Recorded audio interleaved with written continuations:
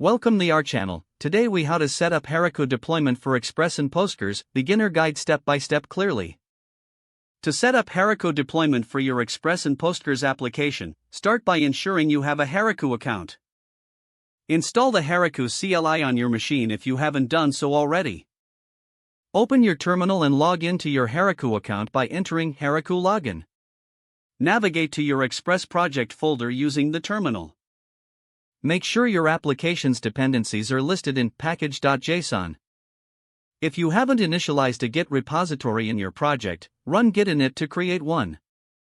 Add your files to the Git repository using git add.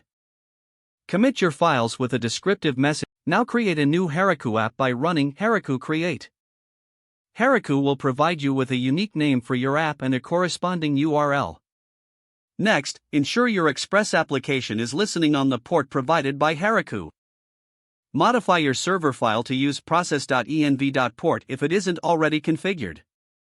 If you're using Postgres, add the PG package to your dependencies by running npm install pg. Set up a database for your app by running Heroku add-ons at create Heroku PostgreSQL hobby dev. Heroku will create a database and provide you with a connection URL. Set your database connection string in your application using this URL. You may need to modify your code to use environment variables for database configuration. Once all changes are made, add and commit your updates using git add and git commit emp configure database connection.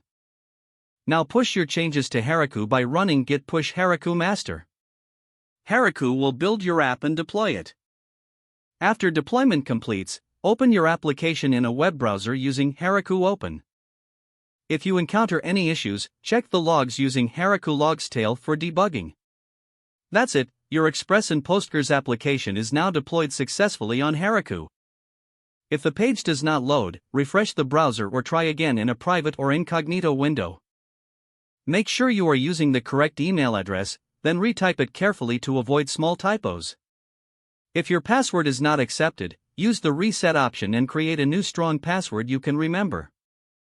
Check your spam folder for verification or security emails, then complete any requested confirmation steps. Enable two-factor authentication if available to improve account security and reduce unauthorized access risk. Don't forget to like this video and subscribe to our channel for more step-by-step tech guides.